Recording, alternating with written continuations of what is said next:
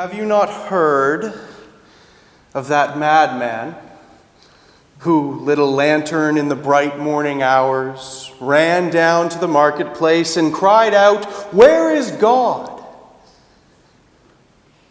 And the crowd laughed at the madman and said, "What do you mean, where is God? Did you lose him? Has God gone on vacation? Is he in the toilet?" And the madman jumped into their midst, and he pierced them with his eyes. "Where is God?" he cried. "I will tell you. We have killed him, you and I. All of us are his murderers. But how did we do this? How could we drink up the sea? Who gave us the sponge to wipe away the horizon? What were we doing when we unchained this earth from its sun? Is there still any up or down? Are we not plunging continually backwards, sideways, forwards, in all directions? Are we not straying as though through an infinite nothing? Do we not feel the breath of empty space? Can you not hear the grave diggers burying God? Can you not smell the divine decomposition? God's decomposed too, you know. God is dead, he remains dead, and we have killed him. How shall we comfort ourselves, the murderers of all murderers? That which was holiest in all creation has bled to death under our knives. Who will wipe this blood from us? What water is there for us to cleanse ourselves with? What festivals of atonement? What sacred games shall we have to invent? Is not the greatness of the deed too great for us? Must we not ourselves become gods merely to seem worthy of it? There has never been a greater deed than killing God. And whoever is born after us will belong to a higher history than all that has come before. And at this, the madman fell silent and looked again at his listeners. And they too were silent and stared at him in astonishment. At last he threw his lantern on the ground and it went out. "Perhaps I have come too early," the madman said. "My time is not yet."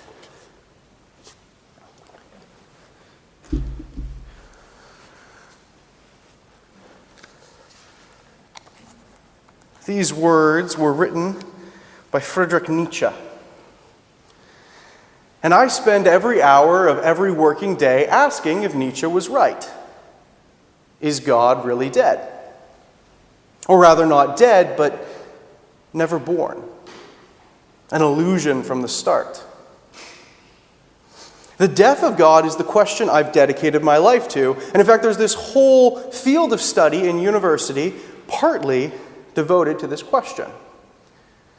It's called philosophy of religion. And tonight, I will be introducing you to 3 separate areas in the philosophy of religion. Now, philosophy of religion is distinct from religious studies. Philosophy of religion doesn't just study what religions believe. No, it dares to ask the question, does it make any sense? Is religion rational? By putting the words philosophy of before religion, it changes the question from what do religions believe to whether those beliefs make any sense philosophically. Are there any good reasons to believe in God in the first place? Is God dead or alive? But how could anyone even know that? You can't exactly look around for God's corpse or find one of his footprints in the grass. How does one investigate God? How do we go about thinking about religion philosophically? How do you answer a question that big? And there's a simple way to start. So simple, in fact, that children do it all the time. Daddy, where do babies come from? Well, for me and your mother, we made this special hug, and then we got you. But where did you and Mommy come from? Well, from our mother's tummies, of course. But where did her mummy come from? Well, from her mummy. And where did her mummy come from? Well, from her mother. And where did her mother come from? I'm afraid it's mothers all the way down, dear. My parents come from their parents, come from their parents, come from their parents. That's all you're going to get. But what about before that, Daddy? Before that?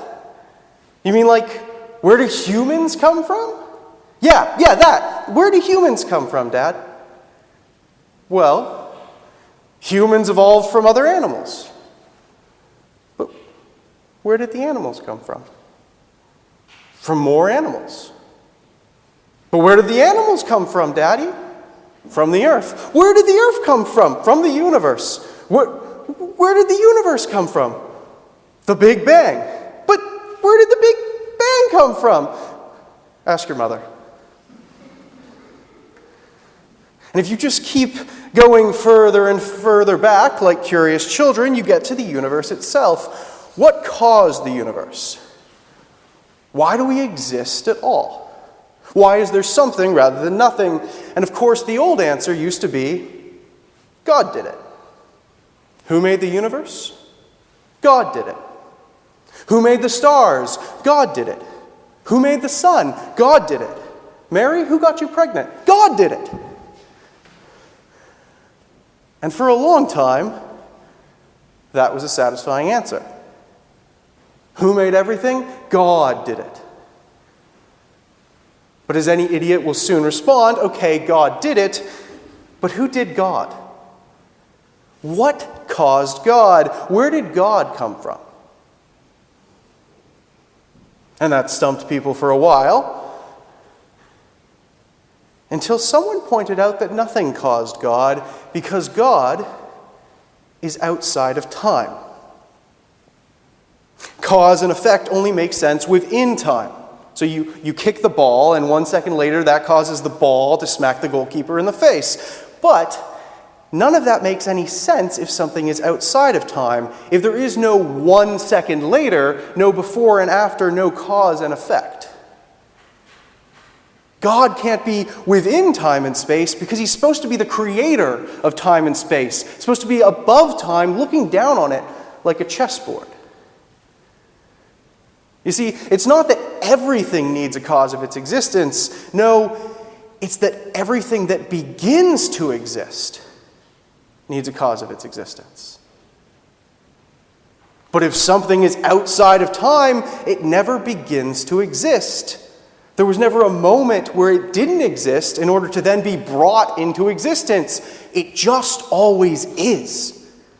Everything within time and space needs a cause, but God is not within time and space. God is eternal. And some people would be stumped by that for a bit. Whenever you start talking about time, everyone's like, whoa. But if you're smart, you'll eventually respond, but if something can be eternal, then why can't we just say our universe is eternal? If God didn't begin to exist but has just always existed, why can't we say the same thing about the universe? Why appeal to an eternal God when the universe itself could just be eternal? Cut out the middleman. What caused the universe? Nothing. It just is. The universe is eternal. And that was a pretty good response until recently. Until the discovery of the Big Bang. What the Big Bang showed was that our universe is not eternal but began to exist. That space and time banged into being 14 billion years ago. So what, or who, made the Big Bang go bang? With the confirmation of the Big Bang, the last 50 years has seen a resurgence of the cosmos question in what is called the cosmological argument for the existence of God. The cosmological argument is the argument from the existence of the cosmos, from the fact that anything exists at all. Repeat after me, the cosmological argument. Now turn to the person next to you and say it 3 times fast.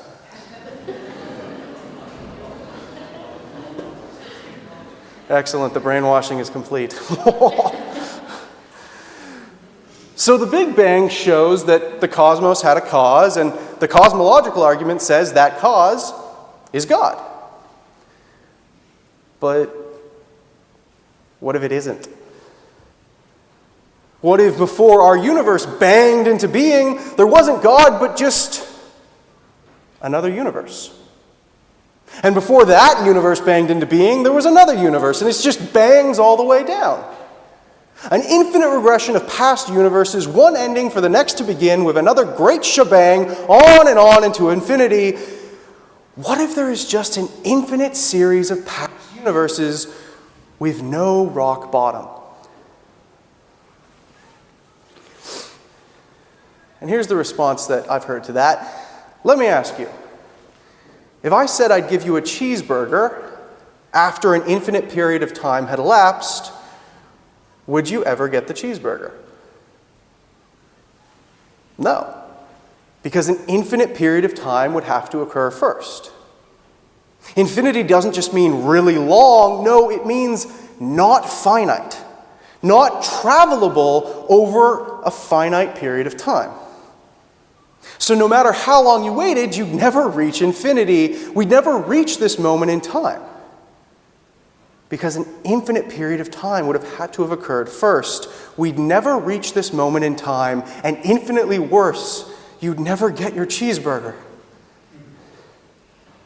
Our universe began to exist, and so it needs a cause of its existence. And you can't just keep going further and further back into an infinite past time. No, at some point you have to hit something outside of time. At some point you have to hit the eternal. But what if this eternal thing isn't God? Why can't the eternal be something impersonal, something natural? Sure, there has to be some eternal cause of everything, but why does that have to be a personal God? Well, remember that eternity is not just a really long period of time. No, eternity is outside of time. And if something is outside of time, then it's outside of all change, outside of all beginnings and endings, all cause and effect. And so eternity is not like going in one direction for a really long time.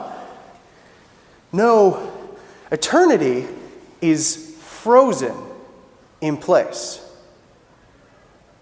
The nature of eternity is like a frozen statue.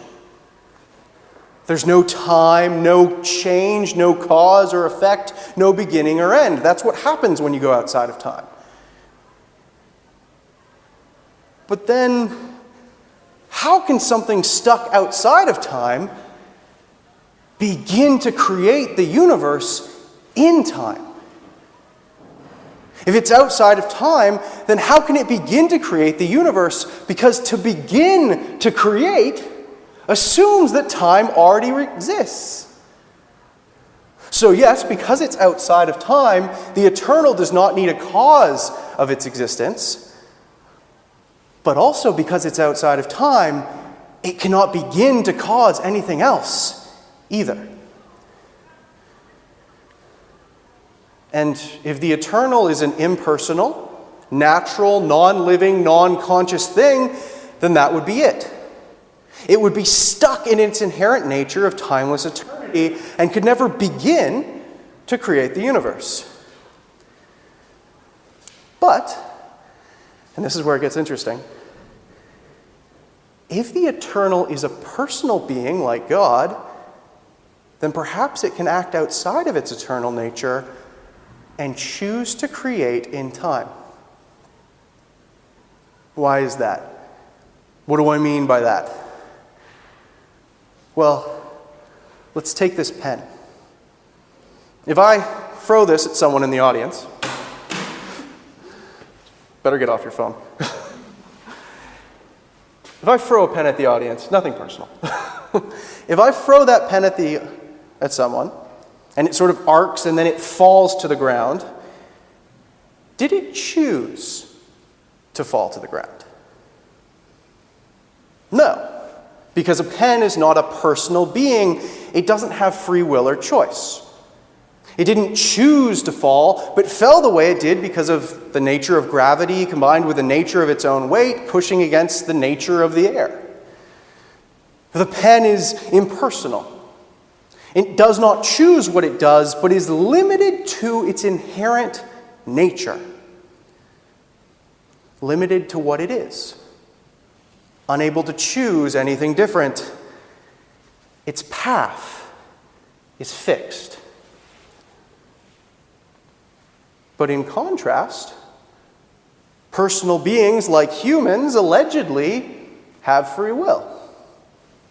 Sure, nature and nurture are major factors, but at the end of the day, most of us still think we play some part in our destiny. We're not limited completely by the nature of our biology or the nature of our circumstances. No, we have the ability to rise above our nature and make a real choice for ourselves. We have free will. The pen cannot just choose to get up and walk around, but I can. We are personal beings, and so our path is not fixed. Now, applying this to the cosmos, if the eternal is something impersonal, something natural, then it would be stuck in its inherent nature. Its nature would be outside of time, and so it could never choose to do anything in time. Like the pen, it would be stuck in its eternal path, never moving, ever frozen. But if the eternal is a personal being with free will, then perhaps it is not limited by its nature, but can choose to do something different. If it is personal, then even if its eternal nature makes it timeless, perhaps it can choose to act outside of its nature to create in time.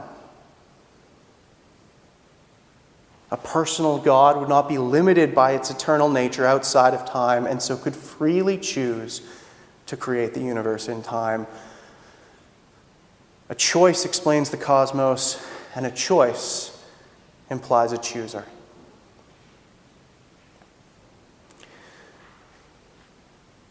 Of course, whether you find this convincing depends on whether you believe in free will or not.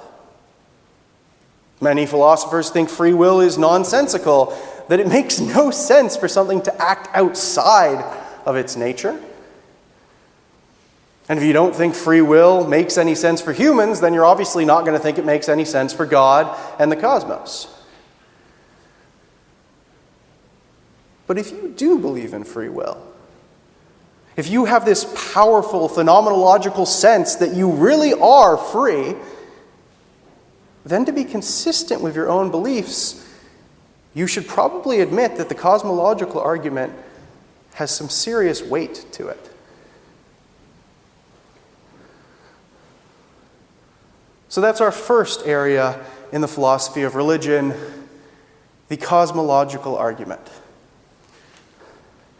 Now I'm going to take off my jacket because it's really hot, and I also wore it so that I could take it off for dramatic effect in the middle, when I was going to really tell you the truth, but it's too hot. I'm not going to make it. So for my next trick, I'm going to need a volunteer, preferably someone who won't upstage me in any way. Also someone who's comfortable with being on camera. Anyone?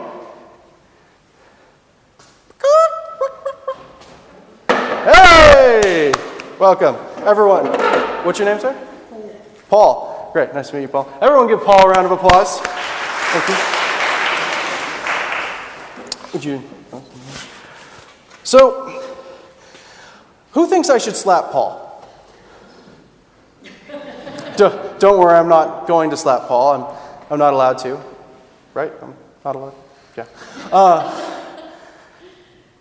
But why shouldn't I slap him? I mean, look at him. Well, I shouldn't slap him because, I could get sued or go to jail and never probably ever be asked to do a talk at Cambridge again. But deeper than backlash from society, most of us have a sense that I shouldn't slap him because it would be wrong.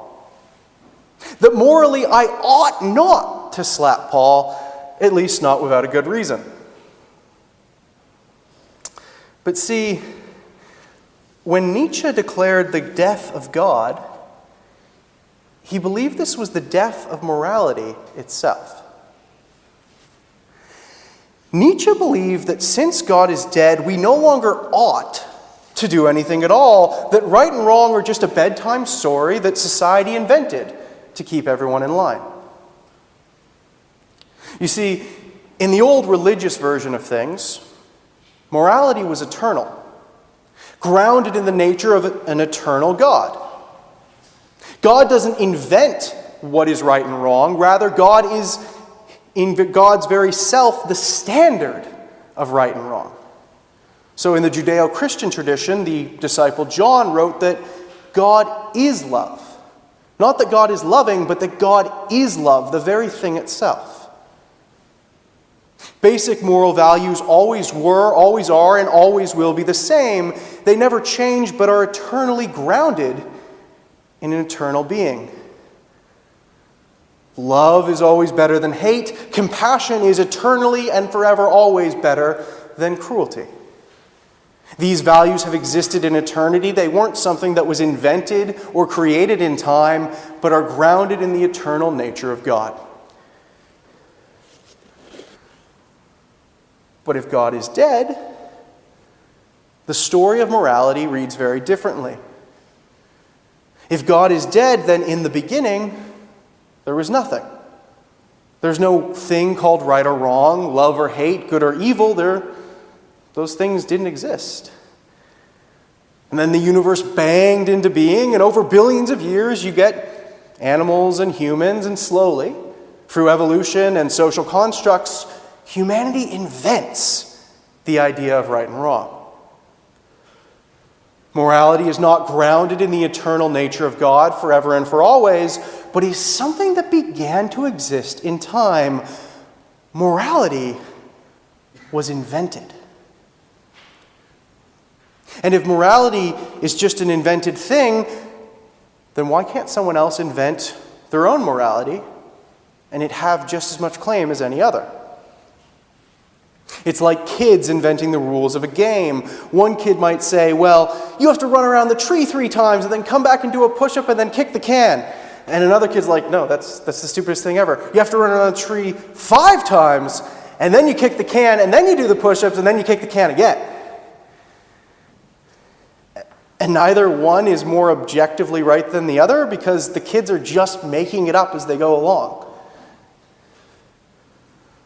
One person might say we should love each other. And another person might say love is weakness and life is about survival. And neither one is more objectively right or wrong than the other because they're both just making stuff up. There's no higher set of rules by which one can be declared right and the other wrong. There's no objective, eternal thing called morality. Now, to clarify, this doesn't mean you need to believe in God to be a good person.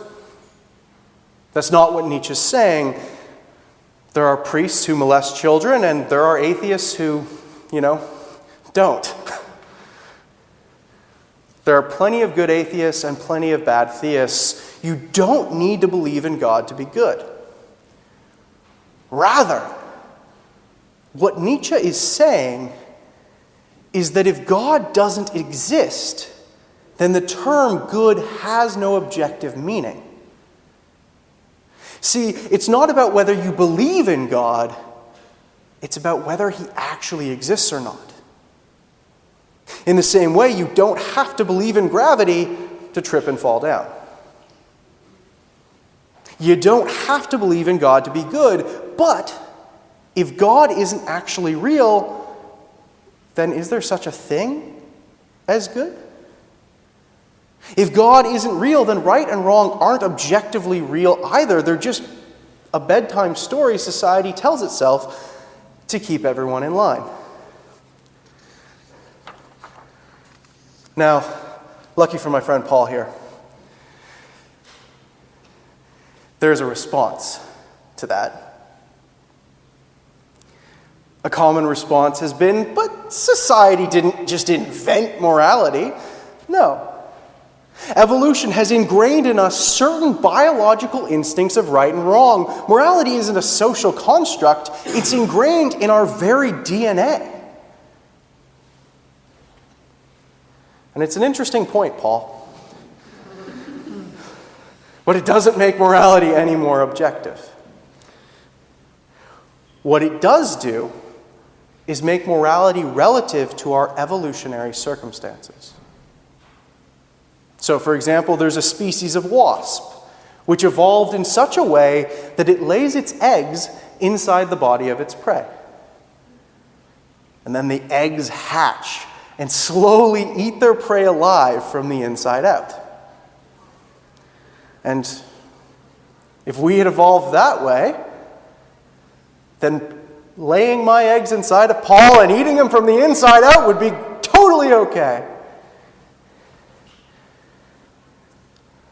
By grounding morality in evolution, you don't save morality, but just show how utterly subjective it is, and how we just as easily could have evolved to think of selfishness as a good thing for our survival.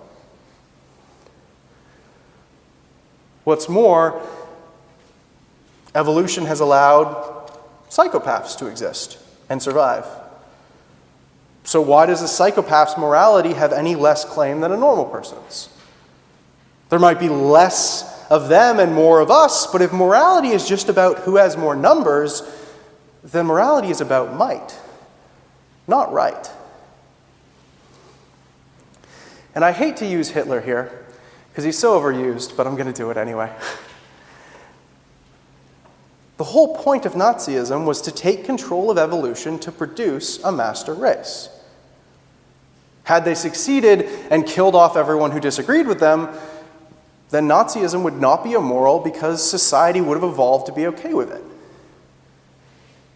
If morality is merely the byproduct of our evolution, then whatever humanity does becomes, by definition, the new morality, because there's nothing higher than us by which we can be declared right or wrong. So in the 1600s, when much of Western society was fine with slavery, then that was by definition moral, for there is no source of morality higher than humanity by which we could be judged. We could look back at them today and say that the rules of their game are wrong according to the rules of our game, but they could say the same thing about us, and there's no higher standard by which to judge one claim superior to the other. And you might say, but our society is so much more loving than they were. Yes, but any standards by which we could judge slave owners, such as love or equality, would themselves be an invention, and just as much a social construct as anything the slave owners could say to us in response. Once a higher reference point is lost, it's not just patriarchy or white supremacy or heteronormativity that become social constructs. No, equality, love, tolerance, compassion, all of it would be social constructs we've invented and can just as easily be deconstructed. Now, many great philosophers have admitted this, admitted that if God is dead, objective morality isn't real. And yet many of those same philosophers do not believe in God, because simply wanting the world to have meaning does not make it so. We might wish we lived in a moral universe, but that doesn't mean we do. Indeed, you should have great respect for atheists who admit this and have the courage to face the void head on without turning back for comfort. Of course, if God is dead, then the courage to face the void would be no more objectively good than being a coward, but let's not talk about that. So, in the end, perhaps morality can't show if God is real or not. But what it does do is reveal the stakes of the question. If God is dead, it's not just a matter of whether there's a bearded man in the clouds who sees you when you're sleeping and knows when you're awake. No, the God question is the question, without which morality and love and goodness lose any objective meaning.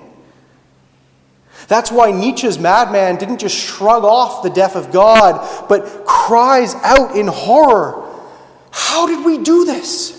How could we drink up the sea? Who gave us the sponge to wipe away the horizon? What were we doing when we unchained this earth from its sun? Are we not plunging continually? Backwards, sideways, forward, in all directions? Is there still any up or down? Are we not straying as through an infinite nothing? Do we not feel the breath of empty space?"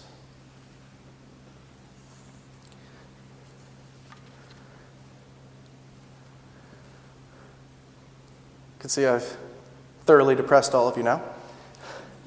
So, let's move on. Thank you, Paul. You can go back down. I greatly enjoyed leaving him up here for the whole thing. No, thank you. Excellent work sitting there and doing nothing. Appreciate it. Let's kick off our third and final discussion in philosophy of religion with a riddle. Some of you are like, "Oh, the final one, finally, it's almost over." Let's kick it off, the final discussion, with a riddle. Once upon a time, a man named Baron Munchausen got stuck in a swamp. Silly Munchausen. He soon fell in, and losing his grin, was stuck with no way out. Sinking down, he looked around and reasoned to himself, anything I would grab hold of to pull myself out of this swamp would either be supported by something else, by itself, or by nothing. Now, if I grab onto a vine or something that is supported by something else, then that something else would itself have to be supported by something else. And whatever supported that would itself need to rest on something else, and so on into infinity, and I'll never actually hit rock bottom and find something solid by which to pull myself out of this swamp. "Ah," Munchausen said to himself. "But if I take option 2, if I grab onto something that's supported by itself, that can't help me either, for it is circular, like trying to pull myself out of the swamp by my own hair.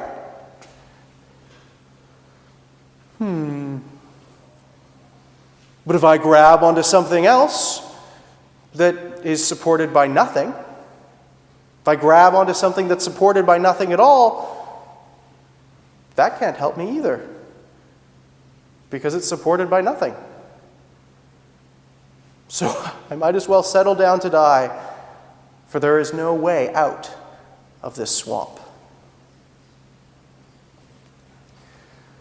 Now, as a survival manual, the story of Baron Munchausen is not very helpful. But as a parable about the nature of faith and evidence, it is telling indeed. For you see, any belief must be justified based on something else, based on itself, or based on nothing. Now, if a belief is justified based on the evidence of something else, then that something else must also be justified based on something else. And so it just keeps going further and further back without ever hitting rock bottom or finding a solid basis for one's belief. But if a belief is justified based on itself, then it's circular. Like saying the Bible is true because the Bible says so. Yet, if a belief is justified based on nothing at all, then there's no reason to believe it. You just believe it without any evidence. Why do I believe it? Well, I do. I just do. So how do we get out of the intellectual swamp if every belief is either supported by something else, by itself, or by nothing? For every truth claim, you can always ask, well, how do you know that? And whatever they say, you can respond, well, how do you know that? And it can just keep going on and on until they admit they can't go any further. They have no more reasons. They simply believe it because they do. They have no justification for why they believe it. They just do.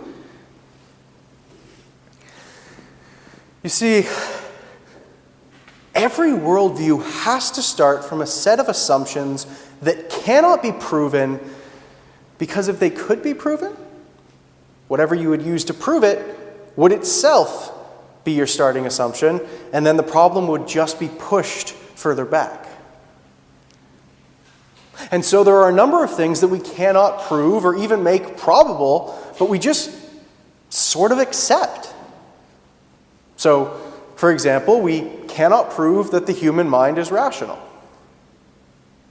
Any argument we would make that we are rational already assumes we're rational enough to make the argument. And even if we weren't that rational, would we know it? If we weren't rational beings, would we know we weren't rational beings? I mean, does a crazy person know that they're crazy?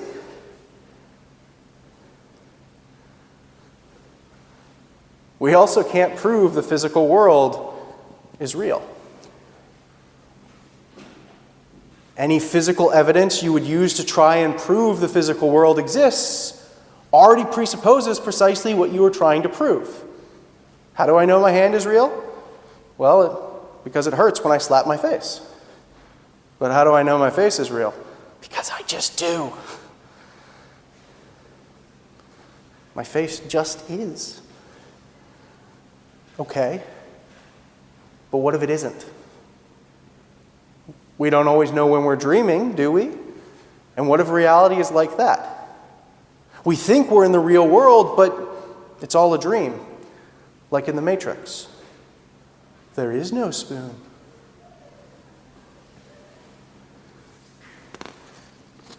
David Hume showed that there is no argument to prove that cause and effect are real. That we never actually see causality itself. We just see one thing happen and then another thing happen as a result, but we never see the thing in between that's supposed to be called causality. We just accept cause and effect because we do. Furthermore, the sciences test what is repeatable, because they assume that what happens in the past will continue to happen in the future. But how do we know that what happens in the past will continue to happen in the future?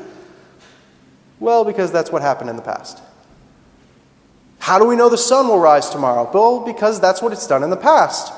Okay, but how do we know that what things do in the past is what they'll continue to do in the future? Well, because that's usually what happened in the past. And so the scientific method itself is ultimately circular. And yet, somehow we still go on living and acting as if those beliefs really are true. Because at some point, you have to stop questioning and just accept things on faith. There are dozens of things we just believe because we do. We just have this sense that, yeah, that's real. And if you try to deny it, you're just an idiot. And I don't have an argument for why you're an idiot. You just clearly aren't living in reality. There are dozens of things we just believe because we do, and there's no deeper argument or evidence to support it. We just have this strong sense that that is the way things are. And if some assumptions can be believed without evidence, why can't God be one of those starting assumptions? Dr. Elvin Plantinga from the University of Notre Dame argued that even if we could prove the existence of God, whatever we use to prove it would itself need to be proved, and then whatever we use to prove the proof would itself need to be proved, and so on and so forth, and it would never end. And so, perhaps belief in God is not something that needs to be proven, but is one of the assumptions you start with in order to then prove other things. I mean, 95% of humans throughout history have believed in some sort of deities. It's one of those starting assumptions that we as a species seem almost hardwired to embrace. Could the existence of God perhaps be as rational as any other starting point? Because everyone, like Munchausen, has to start somewhere.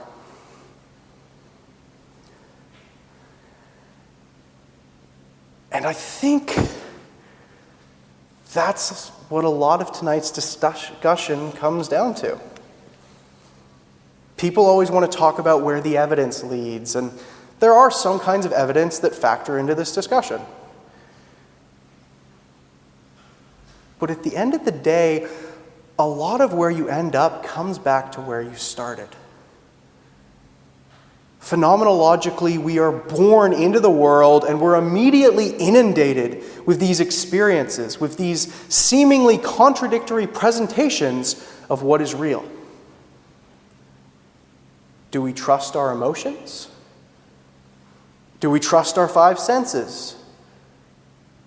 Do we trust our moral intuitions? Do we trust our reason? Should we trust our basic experience of ourselves as having free will? Should we trust our basic experiences of the divine? Do we trust tradition? Do we trust our gut? Do we trust our sixth sense that something is up even if we don't know what it is? We are all thrown into this world and immediately presented with seemingly contradictory senses of things and have to choose which ones are more real than others. Have to choose what assumptions to follow and which assumptions to dismiss, which experiences we are going to start with and which experiences we are going to ignore. And it's these things we start with that usually guide the worldview we end up with. So I leave you not with a statement, but a question. What's your starting point? What is your basic phenomenological experience of the world? What are your starting presuppositions, your fundamental experiences, your beliefs that cannot be proved, but which you use to prove and disprove other things? Because if you have a powerful sense that you really do have free will, if you have an overwhelming sense that compassion and equality and love are objectively better than hate, if your experience of love is as objectively real as the atoms that compose your lover, if you have this innate sense that even when you're mad at God, there still really is a God to be mad at, if you have a sense that when you look up at the heavens, something is looking back at you, that we are not alone in the cosmos. If these are your basic phenomenological experiences of the world, then it's legitimate for you to follow those experiences through to their logical conclusion. But if your basic phenomenological experience of the universe is that there really is, like Dawkins says, no purpose, no evil, no good, nothing but pitiless indifference, then that starting point is obviously going to direct where you end up. And that's completely legitimate. Because at the end of the day, we all have to start somewhere. Thank you.